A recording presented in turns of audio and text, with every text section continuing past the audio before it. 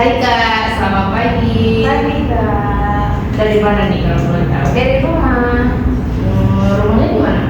di Gaju. Jauh nggak? Nggak begitu jauh, 15 menit Pak. Sama siapa kalau bisa ke sini? Kebetulan tadi naik Grab. Demi ke sini ya naik Grab. Iya. Sebab urusan dapat kereta kotor. Oh ya, kalau boleh tahu nama kakaknya siapa? Kenapa ya, nama saya Adria. Kenal juga sama nama saya Afi. Salam kenal ya. Jadi kalau boleh saya tahu nih, saya tanya sedikit. Kakak tahu kalau saya ini dari siapa? Kebetulan saya ada lihat macam di media sosial sih. Udah tahu belum kalau saya itu? Nah, itu belum tahu. Baik, di sini saya akan jelasin sedikit mengenai konseling itu apa. Konseling itu pelayanan yang bisa membantu kakak untuk mengatasi masalah kakak. Ini tujuannya kami di sini bukan untuk menyelesaikan masalah kakak, tapi kami cuma mengarahkan untuk bisa menyelesaikan masalah kakak. Masalah kakak akan tuntas sama kakak sendiri yang menyelesaikannya. Kami cuma bisa mengarahkannya.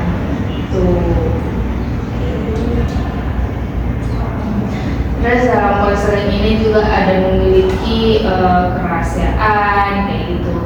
Terus ada di sini juga kakak bisa terbuka karena kalau kakaknya nggak terbuka, kakaknya nggak jujur, sama aja nanti jalannya berbeda sama yang kakak inginkan gitu.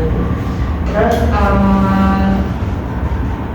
di sini kakak percaya sama saya, insya Allah saya bisa menjaga rahasia kakak. Kalaupun nanti saya harus berbagi cerita kakak sama klien saya lainnya, saya akan konfirmasi kepada kakak.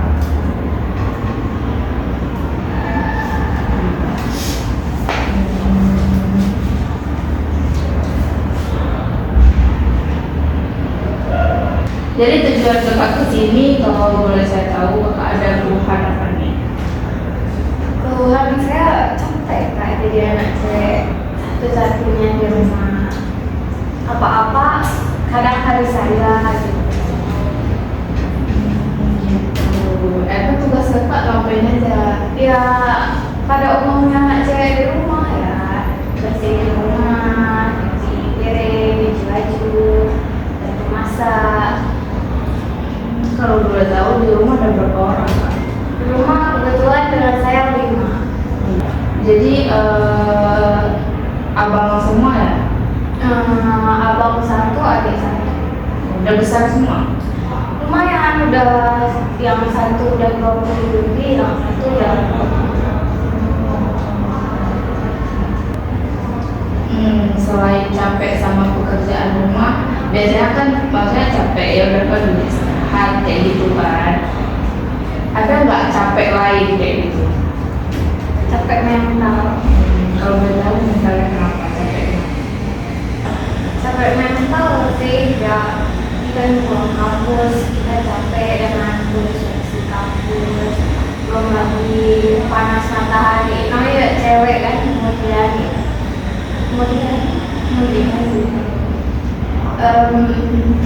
ya di jalan lagi pulang, nggak tahu kenapa tiba-tiba diklakson sama orang tua jadi mental. Nah, sampai rumah lihat rumah belum bersih kan, aduh capek. Saya kayak aduh mau keluar tapi nggak bisa, rumah masih kotor harus dibersihin. Karena kalau capek kali kan ya aduh mau nangis tapi ngapain nangis. Boleh nggak sih nangis kalau masalahnya gitu kan? Jadi tadi kakak bilang capek tuh karena kuliah, karena besok karena panas, itu kan karena cewek mut-mutan, nah besok pulang ke rumah dan rumahnya juga kotor kayak gitu. Berarti kakak kan campur aduk nih kan, bukan capek karena rumah aja, terus ada sampai hal lain juga. Berarti rumah kakak tuh kerja. Iya, kebetulan beliau kerja dari tergantung sih buat dia, kadang pagi, kadang siang, kadang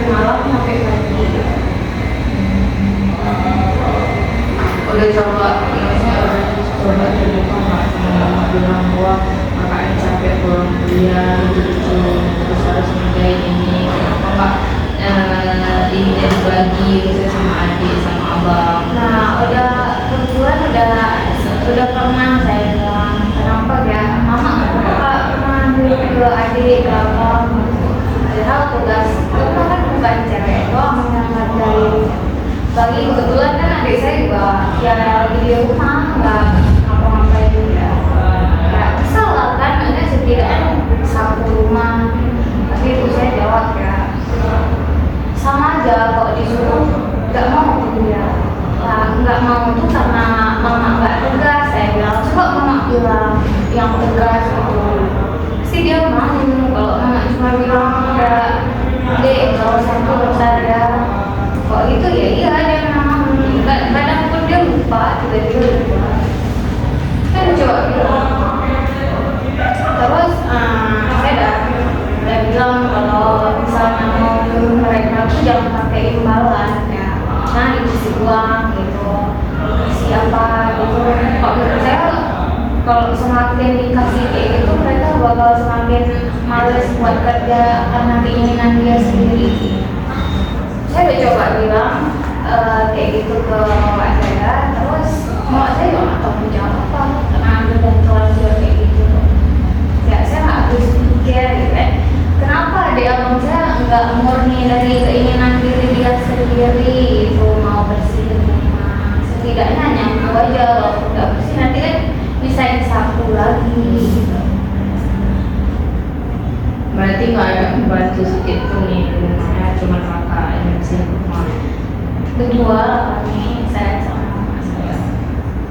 Kalau boleh tahu mungkin ini ya, mungkin karena seorang ibu kan pasti dekat sama anak cowoknya, maksudnya nggak mau anak cowoknya capek atau apa gitu kan biasanya. Mungkin harus ditegaskan sama ayah mungkin ya, karena kan ada cowok biasanya nggak takut kalau sama ibunya, kecuali sama ayahnya. Cowok biasanya tuh jarang ngomong sama ayahnya gitu. Kalau boleh tahu ayahnya gimana? Kebetulan ayah saya 11-12 dengan adik sama abang saya. Jadi saya kayak nggak tahu mau bilang apa kak.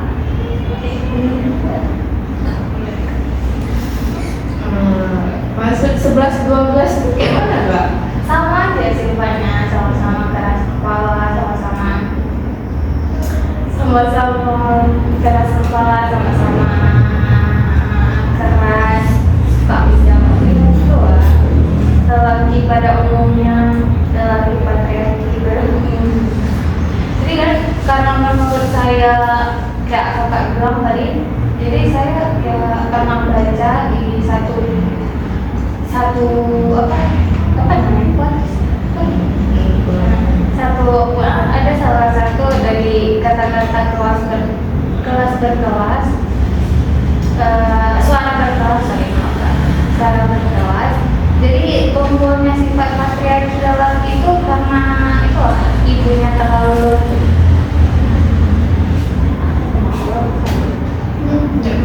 kan seperti yang bilang tadi. Jadi menurut saya dengan yang kakak bilang mungkin Kalau menurut saya ada juga klien saya sebelumnya juga memiliki masalah seperti kakak.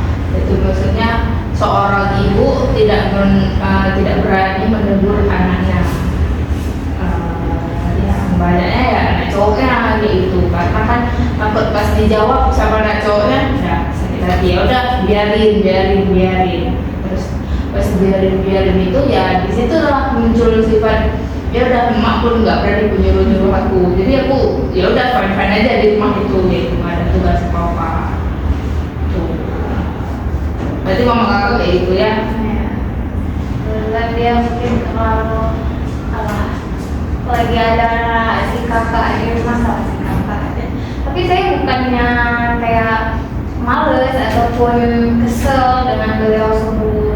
Kalau nggak ada saya pun beliau nggak tahu mau suruh siapa, jadi saya terima aja. Tapi saya bertanya-tanya aja selagi kan di rumah itu nggak saya sendiri, karena ada ibu saya, kenapa dia nggak nyuruh ibu saya gitu. Berarti kakak di sini ikhlas kan membantu mama? Ikhlas kan aku dia ikhlas. Biar dia merawat kita. Cuman perasaannya aja bertanya-tanya, kenapa nih aku cuma sendiri kayak gitu ya? Padahal anaknya ada lagi loh kayak gitu. Kenapa harus saya? Mama saya suka cerita saya ya beliau nggak tahu mau cerita ke siapa, terus suaminya pun pulang arah, anak-anak cowoknya pun 11-12 sama suaminya, jadi beliau kebetulan cerita ke saya. Beliau sebenarnya capek juga punya anak yang nggak bisa bantu apa-apa gitu ya, waktu disuruh nggak mau, pulang kerja rumahnya kan kadang bentrok gitu kan, saya belum pulang, beliau udah pulang duluan gitu. Jadi ya karena saya belum pulang, jadi belum ada yang beresin rumah. Kami sama-sama pergi pagi, pergi jam 7, beliau kan jam 7 juga. Jadi nggak ada tempat bersihin rumah, cuma bisa ya cuci piring lah, siap-siap sholat subuh, habis itu siap-siap kerja. Terus pulang beliau, kalau pulang beliau lihat rumah ya nggak ada yang bersihin gitu, beliau selalu bilang capek juga gitu. Terus nggak tahu sih. Jadi mama papa kalau pulang tuh marah-marah atau gimana? Marah-marah karena saya tahu marahnya dia tuh karena dia udah capek di tempat, dia pasti kan capek lagi kalau harus lanjut di rumah. Karena saya tahu itu, jadi saya maklumin aja kok. Misalnya beliau suruh saya lagi marah-marah, kenapa nggak diinin, kenapa nggak ini? Kalau dijawab sama aja gak, sama-sama capek kita, jadi jalanin aja gitu. Ibu saya suka gitu cerita ke saya. Kadang cerita capek kerja, kadang cerita ya ini kok kita nggak hemat, nggak cukup uang gitu. Terus cepat-cepat lah, kan adik saya lagi nanggung gitu kan. Padahal mama saya sering ngasih saran ya, dek coba lama kerjaan di mana gitu sambil nunggu-nunggu, kan dia lagi tes itulah tes. Terus kan daripada nganggur, daripada si tidur malah begadang. Jadi mama saya nyaranin lah ya dilamar di mana aja gitu yang mau. Jadi mama saya sering aku bawa pikiran gitu ya, ini dia nggak ngapa-ngapain di rumah, masa tidur-tiduran, masa anak saya juga punya anak lain, orang tua mana gitu yang nggak mau anaknya sukses gitu kan, ada kehidupan. Jadi beliau sering kasih saran ke adik saya kerja, tapi adik saya ini kurang merespon, dia nggak terlalu iya udah. Saya lihat itu kan kak, saya teringat mungkin karena ibu saya terlalu terlalu lembut, menurut saya seorang ibu itu harus ada cerdasnya untuk anak laki-laki, nggak seharusnya lembut selalu. Saya udah pernah bilang coba tegas sekali, jangan lebih kali. Dan ada respon sih, cuma dia gitu. Juga saya bilang kalau dia berpikiran nanti kan semisal beliau sama suaminya nggak ada lagi, sama ayah saya nggak ada lagi, yang mana kita nih. Kebetulan kami juga kan ngasih mantra, lakinya beliau juga agak hilang arah, nggak ikhlas ya. Beliau udah capek banget, kayaknya beliau udah capek batin, capek otak, capek fisik lagi. Jadi keluhannya ya saya sama kayak beliau, capek otak, capek batin, capek. Jadi yang bekerja di sini cuma ibu. Kebetulan ibu. Sebenarnya saya nggak kerja, tapi beliau punya apa? Punya sawah di kampung. Nah di sawahnya tuh dipegang sama adiknya gitu lah gitu. Tapi kalau udah panen baru ada uang gitu. Tapi kalau untuk kerja ya Mungkin karena itu juga ya, karena ibu yang cangkup semua, jadi sering emosi, sering kayak capek. Kan memang capek kan, maksudnya kan seorang ibu tuh bisa menjadi ayah, tapi seorang ayah kan nggak bisa menjadi ibu. Sama kakak pisah kayak mana? Emang ada rencana pisah atau ada masalah atau gimana? Rencana emang mama saya ada, tapi bapaknya aja yang udah nikah nggak mau. Ya permasalahannya mungkin dulu semasa beliau muda, semasa beliau kami masih kecil, ayah saya itu merantau. Terus aku udah buat kebetulan ayahnya merantau kan, jadi masih ada penghasilan gitu. Jadi ya mana saya bilang jadi dulu semasa ayah ini, saya cerita sedikit tentang ayah saya kan. Jadi dulu semasa ayah saya merantau, dia masih ada penghasilan, masih happy-happynya dia kan. Jadi setelah balik ke sini, setelah dia udah nggak ada lagi kerjaan, setelah balik ke sini dia lebih sering marah-marah. Mungkin dia baru sadar diri karena dia sering ditipu orang, sering kayak dia nggak merasa kok dia lagi ditipu nih, lagi dibohongin. Orang dia terlalu royal ke orang, dia terlalu percaya ke orang gitu. Jadi sekarang saat dia lagi nggak ada apa-apa, dia marah-marah gitu, dia meluapinya ke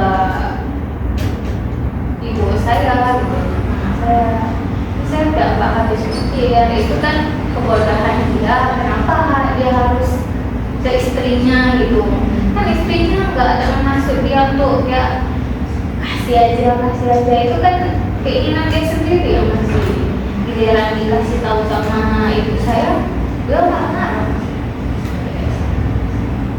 Jadi saya selalu kalau hanya saya nggak mau dengar apa kata dia, tapi karena saya udah 20 tahun lebih kan jadi anak beliau, jadi karena saya tahu hebatnya, kadang saya nggak benci juga sih, cuma saya kesel, ya kecewa aja kenapa beliau kayak gitu ke ibu, padahal dulu beliau sendiri yang mau sama ibu saya. Jadi karena dulu beliau terlalu royal, terus banyak ditipu sama orang. Terus beliau pulang ke sini, beliau meluapkan emosinya kepada ibu kakak kan. Nah, istri meluapkan ke istrinya gitu.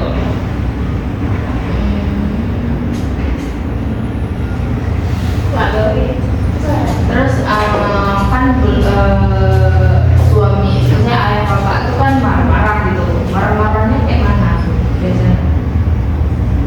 ya marah-marah pada umumnya lagi, ya ngomongin hal yang gak penting gitu. Kebetulan ibu saya pernah cerita ke saya kalau sepertinya ayah saya tuh ini mentalnya udah harus dibawa ke psikiater, kalau harus dibawa, harus dicek, karena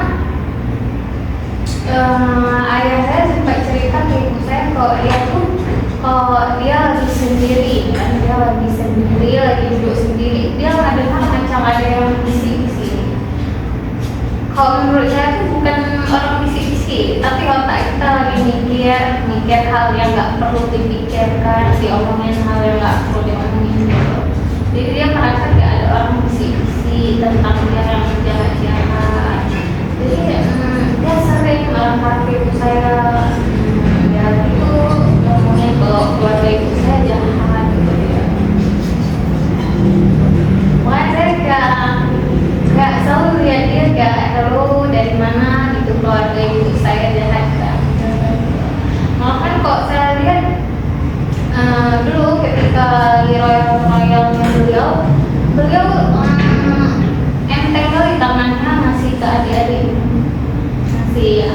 pun itu kalau beliau lagi di Batam, lagi ada rezeki datang, beliau isi adiknya. Tapi pilihan sekarang yang saya lihat adik-adiknya kurang untuk abangnya, untuk beliau. Ya. Misalnya ayah saya lebih mepet kan, karena yang kuliah kan saya sama Rosa kan, artinya juga lumayan. Jadi kalau beliau minta pinjam uang adiknya, ada seribu alasan gitu yang dikasih nanti. Menurut saya adiknya juga kurang baik ya. Beliau juga mungkin kurang perhatian orang tua kan. Makanya sekarang kalau ada acara apa-apa di keluarga ibu saya, beliau jarang hadir gitu kan.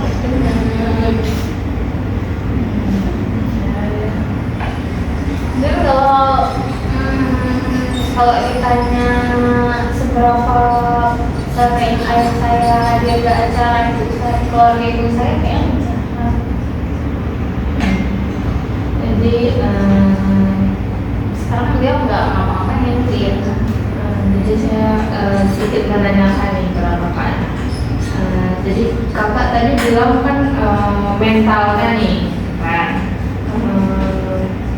Kenapa nggak langsung dibawa aja ke psikolog gitu? Iya, kalau ini kak, gini, jadi kayaknya membawa ayah saya ke psikolog ini bakal susah karena dia masih waras. Pasti dia tahu kalau itu rumah sakit, bukan rumah sakit itu isinya bukan orang jiwa, sakit jiwa aja kan, ada orang mau cek kesehatan kan. Jadi dia kira kami itu anggap dia mungkin udah sakit jiwa gitu. Makanya dia selalu tanya-tanya, ngapain kok saya ke situ? Karena saya udah sakit jiwa. Ya kan rumah sakit jiwa itu bukan untuk orang sakit jiwa aja, sekedar cek kita butuh konsul, tanyain mental kita masih baik juga.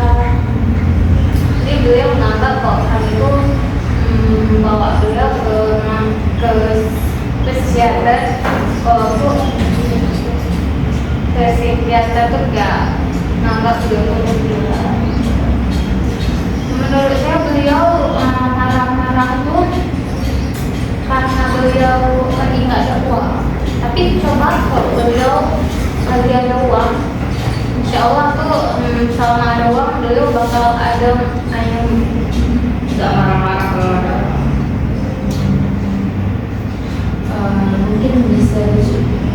Mungkin bisa kakaknya langsung ngomong sama ayahnya, bilang kalau ke psikolog tuh gila gitu kan, untuk berobat mentalnya ayah kan sering dibisik-bisik gitu, bilang kan kita cuma cek aja gitu. Habis itu kita udah tahu masalahnya apa nih, udah ada jalan keluar, udah nggak bakalan dimasuk ke rumah sakit jiwa juga gitu. Itu untuk penyembuhannya, untuk arahnya kayak mana. udah pernah saya coba mau bilang gitu kan. Kebetulan saya juga bukan tipe anak yang berani kali, bukan tipe anak yang berani ngomong kali. Saya nggak berani gitu. Iya sih, nggak berani, takut dimarahin kan. Tapi maksudnya kita kasihan juga dong, kita kasihan sama ya, terutama sama ibu kakak gitu kan, sama keluarga kita nih gitu, sama keluarga kakak sendiri. Jadi kalau seorang ayah memiliki usaha yang mentalnya agak itu pas lagi ada masalah kayak gitu kan, itu kan bisa mengacau satu keluarga tuh, bisa membuat masalah besar kan. Jadi apa baiknya kakak harus berani gitu. Baik kak, nanti insya Allah bakal saya coba. Iya, tadi juga ada yang bilang kalau ayah kakak jarang nih kumpul di keluarga mamanya, di keluarga istrinya. Kalau boleh saya tahu, kakak tahu nggak masalah alasan apa yang ayah kakak tuh menghindar gitu? Nggak tahu ya masalah spesifiknya kak, tapi sih kalau saya dengar dari ibu saya, dia merasa kalau dia nggak punya uang kayak dia malu kalau bakal berjumpa keluarga istrinya, ya dia nggak punya apa-apa. Padahal saya rasa keluarga ibu saya ya apa juga uang kamu untuk kamu ada uang sendiri maksudnya ya kamu kita kok dikumpul ya kita ngobrol gitu, nggak ada yang diminta apa gitu. Beliau ya minder aja gitu karena nggak ada apa-apa gitu. Nggak kurang percaya diri dan terlalu berlebihan pemikirannya dulu. Insecure lah ya, misalnya nggak pantas nih ada di keluarga situ, nggak pantas nih aku pulang kayak gitu karena aku belum nggak ada apa-apa. Terus kan sekarang udah digital, udah ada gadget kan. Beliau sekarang suka main HP, terus kan ada YouTube. HP beliau masih Samsung satu yang nggak bisa di-download TikTok gitu. Nah kan sekarang udah canggih kan AI-nya, bisa buat video yang hoax gitu kan. Kadang beliau kurang bisa ngebedain mana yang hoax, mana yang betul gitu. Jadi apa yang misalnya bertentangan gitu dengan siaran beliau bakal kayak marah gitu ya. Aku nggak tahu yang mau bilang apa, emang itulah mentalnya emang udah bermasalah gitu. Maksudnya ya kita ngapain urus orang lain, ngapain kita urus orang lain sedangkan diri kita aja belum terurus kali, kita yang urus diri kita aja tuh. Beliau suka balik kayak beliau nggak bisa bedain gitu mana yang hoax mana yang real. Apa-apa tuh yang nggak sesuai di kepalanya tuh kayak marah-marah gitu kan. Dia bakal kayak kesel marah gitu. Orang nggak ada guna juga habisin HP-nya dia. Jadi sih itu aja sih mental yang saya alami selama 21 ini. Sebenarnya saya bukan mau ngeluh apa atau apa ya, tapi ya daripada kita pendam sendiri kan lebih baik kita cerita soalnya dan sendiri kan sakit juga kalau